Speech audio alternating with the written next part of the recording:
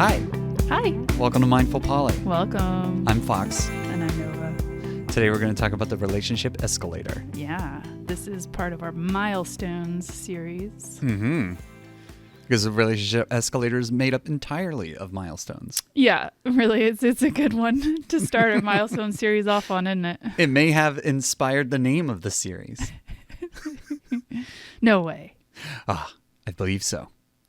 So, where do we start? What is the relationship escalator? Yeah, I think that's where we start. So the relationship escalator is sort of an unspoken but well-known set of steps that we assume each relationship we get into will go through. Mm-hmm. Sort of as we tend to think of, without realizing it, we often think of them as markers of the validity and importance of the relationship. So that might be going for titles like saying boyfriend, girlfriend, or getting engaged, or getting a home, or having a child, or maybe staying overnight for the first time. Yeah. Going on a trip together. Mm-hmm. Moving in together. These are almost all involved in relationships. Yes. Because it is the relationship escalator, of course. But it's also about, like, first you go to school, get a job, get a career, we work, have milestones and then retire. for just life. Like, that would be an escalator. Yes. And I think with all of those, it's not just about the commitment you two are making to each other. It's also about all of the validation you get from every possible facet of society about the validity of that relationship and how important it is and how serious you were taking it. So a lot of the relationship escalator is actually rooted in sociological terms. And those being like norms. It's a societal norm, the expectation that all relationships follow an escalator. So norms are all around us all the time. We take them for granted. It's very easy to. We just, they are the things that feel default, feel easy. And sometimes we don't even know that we're doing them until we've broken one. Or we see someone else breaking one. So this can happen when you maybe come out to someone as being poly, or when you and a new partner realize you can't take the next step on the escalator. You realize, like we are breaking this escalator norm that we didn't even know we were following. We didn't even know about the existence of the escalator. Like, typical monogamous culture doesn't have a name for it, really. We call it, I don't know. Like, there are similar things like the nuclear family, like the typical American dream of, career, house, 2.5 kids, white picket fence, that kind of thing. Like, those are portrayed as the goals, and like how we get there is like we're nudged that way, kind of steered that way, reinforced that way. But it's not like we had a class on that in school. We didn't learn that as like, here is the course your life will take. Yeah, those are, so in sociology, they have a term for it, which is sanctions. And those are sort of the ways that we keep each other in line, sort of these informal little tweaks and nudges we give each other. Maybe it's like a looking askance, or it could be something as extreme as, like some people who come out as poly get their families kind of disappear or don't want to be around them, or friends don't want to be exposed to that kind of thing. So there are all kinds of ways that we sanction and communicate our disapproval and the fact that you haven't fallen in line. We have to other them, show them that they've done something wrong. You're weird. Why are you doing this? I am so weird. Yeah. Did you know you're weird? I'm very weird. Yeah. I like that about you. I've done so many weird things over my life. Yeah. But I got even weirder when I became non-monogamous. Totally. At least society. Weird by their standards, yes. By my standards, it's wonderful. One time, me and my previous partner I went to my family for Thanksgiving, and she went to hers for Thanksgiving, and everyone freaked out. They were like, "Oh, is there trouble in your relationship? What's wrong? What's wrong with your marriage? Like, why isn't he here? Why isn't she here?" Like, the expectation was that, we got sanctioned for that one, like that you do everything together. Oh yeah. And even though we were like, to us, it was like such a hassle to drive around between different cities and see everyone on every holiday. And we were like, well, this year I'll do that one, you do this one, and then we'll we'll go to both to one next year or something. Like it just seemed like, oh my gosh, that would make things so much easier for us. It seems like actually a perfectly normal solution. Right? But just not in our culture. No. Oh my gosh. Yeah. So that was a norm we broke and got sanctioned for. So when we're talking about poly people following the escalator, there are a lot of reasons that we as poly people default to the escalator, like we've just talked about. And it's also just I think it's sort of like pressing the easy button to relationship security. One example of a step on the escalator is spending more and more time together. So if I offer you more and more time, more and more dates, I'm signaling like you're important to me, I care about you, and it's an easy way to give you that security. That's how I know I'm more important to you. Yeah. Or that things are going well. I also think that as we hop off the escalator with partners, the steps we're taking that are not in that direction, we have to be really careful, because I think it's really easy for those signals to be interpreted as like to trigger insecurity and to trigger jealousy. Oh my gosh, it comes up all the time. Yeah. So I think it might be helpful to explore some of the positive aspects of jumping off the escalator. Like, yes. One thing that I have experienced as a positive is like there was a recent connection I met on an online dating app, and we had a lot of fun chatting. Like they were like fun and quirky, and we shared photos, and we brightened each other's days, and we talked for like a couple months, and it kind of faded off, and that's okay. Like it didn't escalate at all. We never even met in person. It's like super not escalator, and I still really enjoyed having that person in my life. I think, there's still a possibility we might reconnect again in the future, and I'm okay either way. I value the time that we shared and the energy that we offered each other, and it doesn't have to be more than that to still be meaningful. Yeah, like so the relationship escalator would have wanted you to keep investing. Or that it's not meaningful because it didn't escalate. Oh, yes. Oh my gosh, like yes. That they mean nothing because we never even met. Like if I told a mono person, oh, there's this person that was really special to me for a little bit there, they'd be like, oh, well, did you meet? Did you go on dates? Did you have sex? Did you, no. So it allows you to have the freedom to appreciate connections, I think, in a different way. If you're not on the escalator, it's like we didn't check any of the boxes and it doesn't matter. Yeah, you're writing your own script. Yeah. So, like, what are some examples of times when you have stepped off the escalator in your relationships, your poly relationships? Well, one that comes to mind is I have a long-distance relationship. My partner, River, lives far away. In a distant land. Full of magical mist and fairies. Oh, like I keep... I don't make this joke often, but it does make me think of like my girlfriend who lives in Canada, like the song from Avenue Q. There was one character. Saw that. Yeah, it's where it's kind of a societal trope where if someone is like trying to fit into society, be like, oh, I have relationships. They just live far away. Like, and then they've that made just up makes me think of like a Brack, person who has 1, 2, 11 imaginary girlfriends. Yes. And all the imaginary girlfriends are into me, buddy.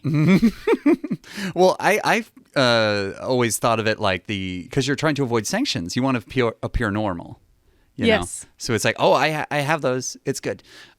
So my relationship with River, he and I have decided that we like, so the things that we've chosen are, well, I don't want to put words in their mouth because they may use different words. But what I want to do for that relationship is treat it like a partner, like an equal partner who isn't less important just because they're geographically far away from me. So the relationship escalator would want like a long distance relationship to be, I don't know, considered less important. Like people wouldn't. Yeah, because you can't do certain things. Well, like certain things you can't do purely by practical reasons. Like I can't see them every week. I mean, I do. Or in person every day. Yeah, in person every day. Weekly. I mean, we do a lot of things a different way. Like we do video chats and stuff. But like, oh god, that is kind of in person. Just yeah, a different kind of in person. Yeah. Yeah, you find other ways to honor that and make those milestones happen. Like we don't exchange gifts in person, but we mail them to each other, like that kind of thing. Yeah. But yeah, that was a very non-escalatory thing. It's like I have a long distance relationship, and it's just as important to me as my the people that live down the street. Yeah. Okay. Have you guys experienced any bumps, like because you can't follow the traditional kinds of escalatory steps? I think there are definitely some tricky things about long distance ones that they're going to be really different for everyone. Like it's going to be really specific to me what I've had to adjust to and the ways in which I adjusted. But as far as outside sanctions because of it, I'm actually really delighted to report no. Like I once told a friend about my long distance relationship who lives in another state, and they were like, "Oh, that's amazing." Oh, and then they asked me all these questions, and then I was like, "Oh, and by the way, they're visiting, and they may come like hang out. Like I was talking to a bandmate, and I said they may come to band practice, and they were just like, "Oh, I can't wait to meet them. They sound great." Mm-hmm. And then there's also the fact that my partner's family have been so accepting and open and welcome and stuff, and I just think these are almost just bragging now at this point. Like I feel like it's super lucky. Yeah. But they've treated me. Always helpful to feel grateful for the things that are worth feeling grateful about. Absolutely. Like they've invited me to family events. Like and they know I'll have to fly to get there or drive or something. But like I still got invited or treated because I'm important to River. That I'm important to them. Like, I'm like, oh, that's so wonderful. Like, so that was the opposite of a sanction. They were encouraging us, even though we were doing some sort of weird non-monogamous outside the relationship escalator thing. Yeah. It's almost like extra special to be validated and to be, to get hits of security. Yes. When you aren't following the escalator. Yes. You know, like it makes it feel even more special. Absolutely. Yeah. Ooh. So here's something I wanted to bring up. An example of a relationship escalatory thing that polyamorous people do a lot. Oh. Is share calendars. Oh my God. Yes. You kind of know it's gotten a little serious when you have access to their calendar. Oh my God, that's trust. That's trust. Yeah. It's getting serious. It feels so validating, right? Yeah. Oh my gosh. And then it makes planning dates so much easier. Oh my God. Like I don't have access to your partner's calendar, but I have access to yours, and I can see your events with other people. True. Yeah. Yeah. And it also, I think it can sometimes kind of fuel, if you are prone to compersion, it can fuel compersion a little bit to be like, oh, my partner's doing something really cool today. Mm-hmm. Like, yeah, I can't wait to, hey, how was that? How did that go? Yeah, tell me how that went. You check in afterwards? Yeah. It can also conversely kind of lead to some insecurities too. Truth. You get a very clear quantitative view of, oh, they made so many dates with this other person kind of thing. Yes. Yeah. That's true. It can, or you just see how many days or weeks it's been since your last date. Because that's, I think that's one thing we haven't talked about with the escalator is because it is such an important, like, societal tool to know where you stand in a relationship, that if you see your partner offering other partners a chance to get higher on the escalator than you are, how do you cope with the feelings that brings up for you, and how can you find ways to validate and feel secure in relationships? Oh my gosh. That is so heavy. It is hard. I mean, I cannot say personally that I am a pro at this, but I am always aspiring to be better. Well, I think we touched on this a little bit in our insecurity episode, which was the internal versus external forms of validation. Yes. And that isn't a cure-all, but it does really help and help mitigate the impact of when one of those insecure feelings pops up. Yeah, that's a great because in insecurity we talked about how it might not be about you. So Yeah, I mean, there might be a lot of reasons why. For example, if you're looking at a calendar and you're seeing that your partner's sharing a lot of time with another partner, that isn't about you. Like that might be all kinds of other things that are part of that. That is a relationship that you are not in. Yeah. But it's just we are so, in some ways, societally hardwired to interpret it a certain way. Mm-hmm. So you and Stevie kind of have chosen not to follow the escalator as well. Yes, in other ways. Yeah. Well, one, I don't have access to Stevie's calendar. Ooh. But that is not... Stevie has a key to my house. How's that? I have a key to Stevie's house. Oh. But like, you would think I would be maybe triggered, or at least like that might be a signal about something that I don't have access to the calendar. Or maybe someone might have trouble with that. Like just like, well, you shared it with this person and this person, why not me? Yeah. And in this instance, I just have... Okay, sorry to disappoint. I'm not bothered by it. Like that was her choice, to offer that or not. There are other things that we're very what's the word? Not entangled, but escalated in. Sure. And like but not so much to the same milestone path as my other relationships. Like Stevie and I don't use the term partner per se. We started as metas. And then our connection grew, and we wanted something is like meta plusle. We call each other plusles. Yeah. And I really like it when people start forging their own escalator and start you guys defining it their way. Yeah. More than almost any relationship I can currently think of, you guys have really forged. The two of you, it feels like you guys have been very intentional about what steps forward are we taking in what... I shouldn't even say forward. What steps are we taking in what ways? See, forward is wrong. I hope you leave that in because that's perfect. That's how we're wired to think this way, right? Yes.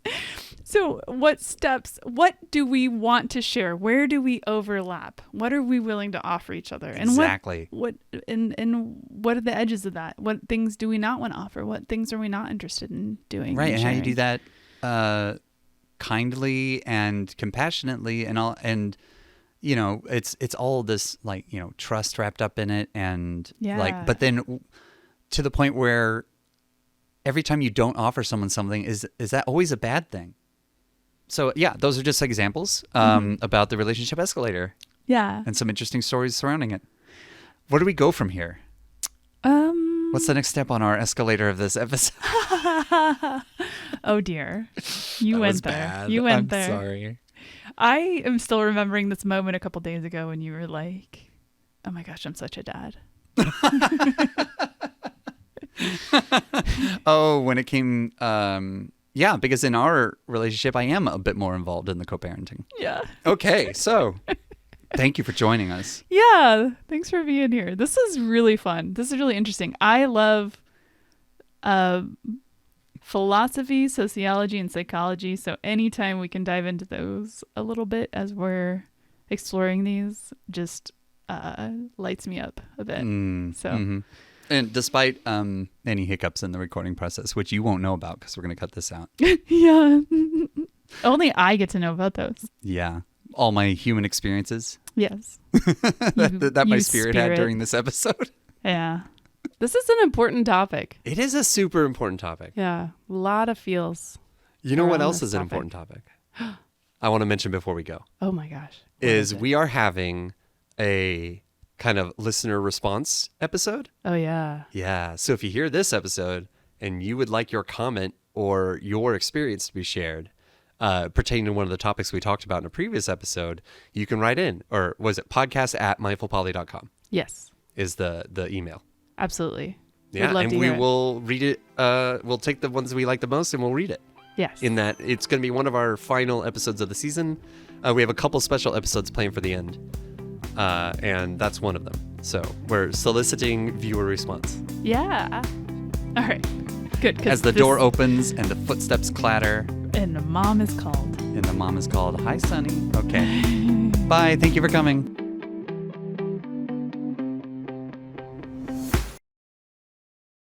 I don't know. It was very much similar to if you keep making that face, you'll get stuck that way. You know, like it wasn't that. It wasn't that, but it was a thing Dad say, you know. And I was like, came out of you without you realizing. It just popped up out of me, and I suddenly related to my parents on a little bit deeper of a level.